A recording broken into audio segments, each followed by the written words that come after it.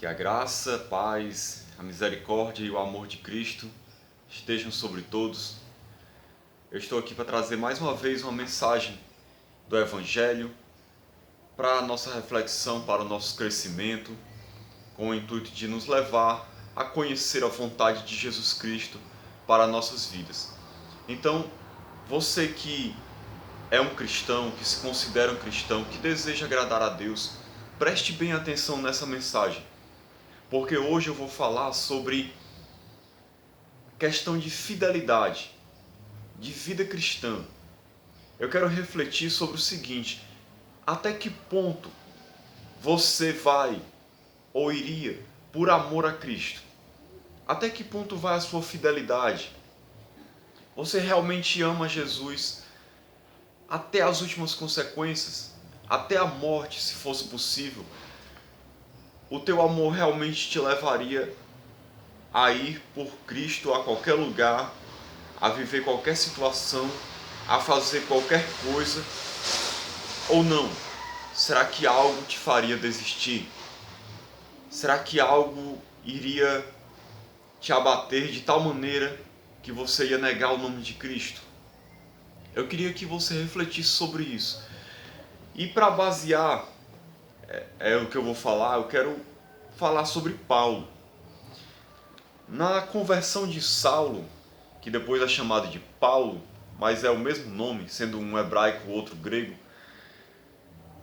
no capítulo 9 de Atos e no versículo 16, Jesus diz assim para Ananias, falando sobre Paulo. Ele diz: pois eu lhe mostrarei quanto lhe importa sofrer pelo meu nome. Jesus estava dizendo: eu vou mostrar a Paulo o quanto importa a ele sofrer pelo meu nome. Ou seja, o quanto é necessário que ele sofra pelo Evangelho. Porque Jesus tinha uma missão para Paulo, um chamado para que ele pregasse o Evangelho, para que ele fosse apóstolo dos gentios. E esse chamado para seguir a Cristo e pregar o Evangelho iria envolver muita perseguição, muito sofrimento, muita tribulação, como chama a Bíblia, muitas dificuldades. E isso é uma coisa que eu quero mostrar aqui também, que não é inerente somente a Paulo. Não foi só Paulo que passou por isso.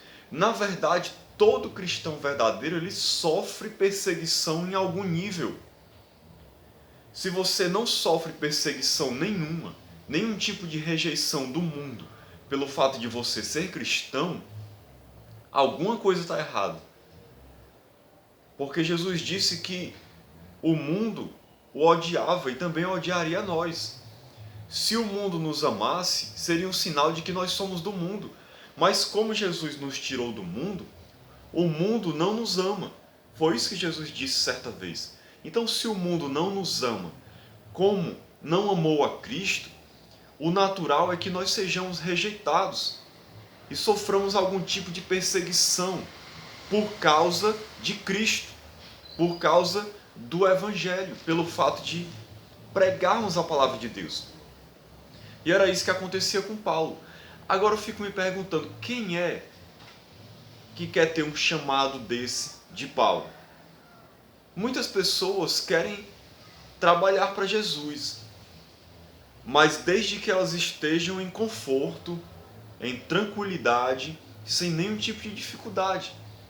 De preferência servindo só dentro da igreja, de preferência num ministério onde ela apareça frequentemente em público, onde ela esteja em evidência, onde ela receba poder, onde ela de repente possa receber dinheiro, privilégios, seja lá o que for, mas que ela seja beneficiada e não tenha que se comprometer muito, não tenha que pagar um preço alto por servir a Cristo.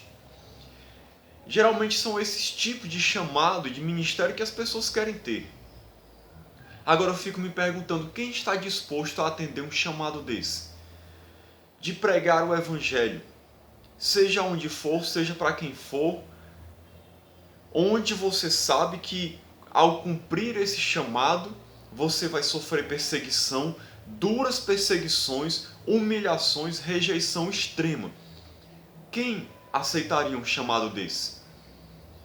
Mas nós temos que refletir sobre isso, porque nós somos chamados a pregar o Evangelho e ser fiéis a Cristo, não importa qual seja a situação. E se Cristo te chamar para um ministério mais difícil, você realmente seria fiel a Ele? O teu amor a Ele realmente é verdadeiro ao ponto de você aceitar, sofrer pelo nome dEle como Paulo aceitou? Sabe, nós temos que refletir nessas coisas. Nós precisamos refletir até que ponto nós realmente estamos comprometidos com Jesus. Você vê a vida de Paulo, quando ele foi logo depois que ele se converteu, ele já começou a ser perseguido. Lá em Damasco mesmo, na cidade para onde ele foi, assim que ele se converteu, ele já começou a ser perseguido ao ponto de os irmãos terem que descer ele através de um cesto pelos muros da cidade para que ele pudesse fugir, porque os judeus estavam guardando as portas da cidade, esperando que Paulo aparecesse para matá-lo. Então ele já começou a ser perseguido assim que ele se converteu. Mal ele começou o seu ministério, na sua primeira viagem missionária, quando o Espírito Santo separou Barnabé e Paulo para pregar o Evangelho, e eles foram pregar o Evangelho, eles já sofreram duras perseguições logo na primeira viagem missionária. Se você vê no livro de Atos, eu vou ler aqui para você, só para você ter uma noção do que aconteceu com Paulo logo na primeira viagem missionária dele.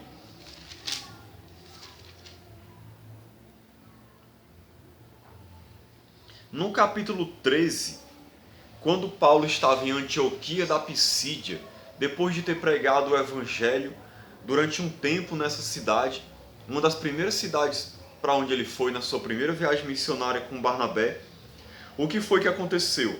Capítulo 13, versículo 50 de Atos.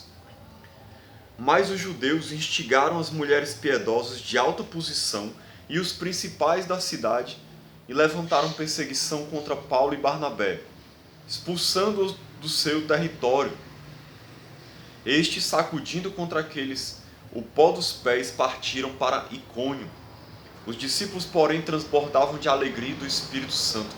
Olha que coisa interessante. Eles foram expulsos da cidade, expulsos por pregarem o Evangelho. Mas em vez de eles ficarem tristes, eles ficaram profundamente alegres e cheios do Espírito Santo. Transbordavam de alegria do Espírito Santo. Eles viam isso como um privilégio, sofrer pelo Evangelho. Eles estavam se identificando com Cristo nos sofrimentos, nas perseguições, porque Cristo também sofreu por pregar a palavra, por ser fiel a Deus. E logo depois nós vemos que ele vai para Icônio. Quando chega na cidade de Icônio, novamente eles são perseguidos.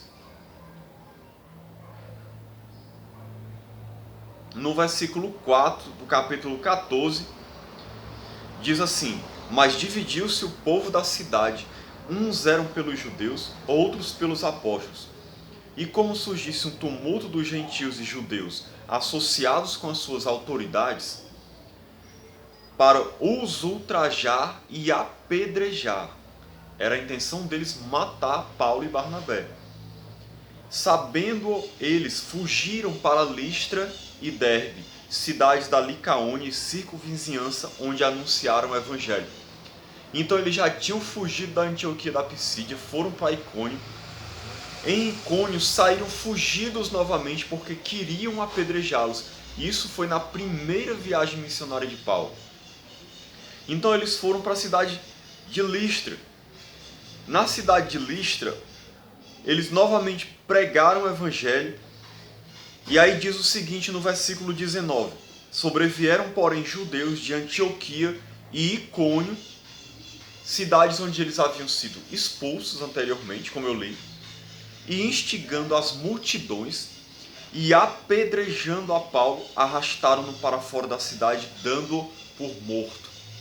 Então, finalmente, quando chega na cidade de Listra, os judeus conseguem o seu intento, vindo de outras cidades, perseguindo Paulo e Barnabé, conseguiram incitar as multidões para apedrejá-los. E apedrejaram a Paulo, arrastaram-no para fora da cidade, dando-o por morto. Veja que interessante, consideraram Paulo morto, apedrejaram ele até o ponto que ele ficou desmaiado, acharam que ele estava morto e arrastaram ele para fora da cidade. O expulsaram, considerando que estavam levando um cadáver para fora da cidade, porque achavam que tinham matado Paulo. Só que Paulo não tinha morrido. Ele levantou-se depois, entrou na cidade e no dia seguinte partiu com Barnabé para Derbe. Versículo 21 diz que, tendo anunciado o evangelho naquela cidade, feito muitos discípulos, voltaram para Listra e Icônio e Antioquia, as cidades onde eles tinham sido perseguidos. Ao invés de eles terem medo e fugirem, eles voltaram para lá. Por que eles voltaram para lá? O texto diz, versículo 22, fortalecendo a alma dos discípulos, exortando-os a permanecer firmes na fé. Então, o amor deles por Deus, pela obra de Deus e pelos discípulos era maior do que o medo da perseguição.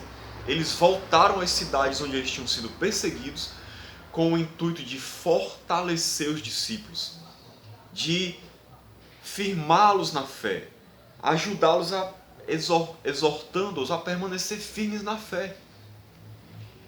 E eles diziam aos discípulos, mostrando que através de muitas tribulações nos importa entrar no reino de Deus. Sabe o que Paulo estava dizendo aos discípulos? Em outras palavras, meus irmãos, entendam uma coisa. Todo aquele que vai entrar no reino de Deus, ele vai passar por muitas tribulações. Para entrar no reino de Deus, você tem que passar por tribulações, não tem como fugir disso. No caminho estreito que chega ao reino de Deus, você encontra tribulações. Não tem como você pegar um atalho, não tem como você fugir dessa situação. Se você é cristão, você vai passar por tribulações, por perseguições de alguma maneira, em algum grau, ainda que seja pequeno. Se você for fiel a Cristo realmente. Agora, se você não pregar o evangelho, se você não der testemunho de cristão, se você não viver como cristão, se você não confrontar a vida das pessoas com o evangelho, aí realmente você não vai ser perseguido não. Se você viver no pecado, se você for um cristão só de boca, não vai haver perseguição realmente. Mas se você for um cristão verdadeiro, através de perseguições, você vai entrar no reino de Deus. Aqui ele está falando da glorificação final. Então, essa é a verdade da vida cristã, que muitas pessoas não querem. As pessoas pensam que a vida cristã é comodidade, é conforto, é ter riqueza, é bens materiais, é posição social elevada, é viver uma vida abastarda sem nenhum problema. Não é isso que a Bíblia mostra. Não é isso. Nós vemos aqui na vida de Paulo que na sua primeira viagem missionária ele já sofreu tudo isso. Na sua segunda viagem missionária ele foi preso.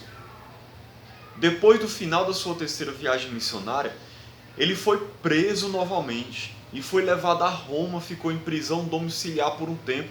Depois diz a história que ele foi solto, até que ele foi preso a terceira vez, e aí foi sua última prisão, e depois ele foi martirizado por causa de Cristo, por causa do Evangelho. Fora muitas outras coisas que aconteceram a Paulo, que ele relata no livro de Coríntios. E isso não é uma coisa, como eu disse, que aconteceu somente com Paulo. Ele falou aqui para os discípulos que por muitas tribulações nos importa entrar no reino de Deus. Ou seja, é necessário passar por tribulações para entrar no reino. Não tem como fugir disso. Isso vale para todo cristão que verdadeiramente é fiel a Cristo, que dá testemunho do Evangelho, que procura viver como um cristão verdadeiro. Aqui no Brasil, é claro que o grau de perseguição aqui é menor, mas se você for fiel a Cristo, com certeza você vai sofrer rejeição, você vai sofrer desprezo, humilhação da sua família, de colegas de trabalho, das pessoas para quem você pregar o Evangelho. Porque as pessoas hoje em dia, elas são intolerantes a quem quer pregar uma verdade absoluta, como é a verdade do Evangelho, que é a verdade absoluta. Se você for querer pregar isso, as pessoas não aceitam. Elas acham que você está sendo radical demais. Elas vão lhe desprezar. Sua vida de santidade, sua pregação sobre santidade, vai confrontar a vida de pecado das pessoas. Elas vão se sentir incomodadas com isso, elas não vão gostar. Elas não vão te aceitar por isso, elas vão achar que você está querendo ser melhor do que elas, que você está querendo humilhá-las, que você está querendo impor uma religião, e elas não vão ver isso com bons olhos. Você vai ser perseguido, desprezado, humilhado, rejeitado pelas pessoas. É o natural de acontecer, a não ser que você, como eu disse, não queira pregar realmente o Evangelho, não queira confrontar as pessoas, ou você viva no pecado como todo mundo vive. Aí é claro que você não vai ser perseguido. E nós temos que entender uma coisa. Nós temos que saber que foi profetizado por Cristo, pelos apóstolos, muitas perseguições para o final dos tempos. Quando o anticristo se levantar, a perseguição vai ser generalizada, extrema, como nunca houve na história. E só aquele que é um cristão verdadeiro realmente vai permanecer fiel a Cristo até a morte, se for necessário, nesse período da grande tribulação, onde a igreja vai estar aqui, segundo a Bíblia, e vai sofrer perseguição severa do anticristo. E nós precisamos estar preparados para isso, porque isso pode ser ainda nessa geração. Nós temos que ser cristãos verdadeiros, fiéis a Cristo, dispostos a ir até a morte se for necessário, até as últimas consequências pelo Senhor. Ser fiéis ao Senhor, porque Jesus disse: ser fiel até a morte e dar-te-ei a coroa da vida. Seja fiel. Só aquele que é fiel realmente a Cristo, e isso é uma prova de que a fé dele é verdadeira, somente essa pessoa vai receber a coroa da vida, que é a vida eterna, o reino de Deus. Então que Deus nos abençoe, nos ajude a viver como cristãos verdadeiros nessa geração tão corrompida. Em nome de Jesus. Amém.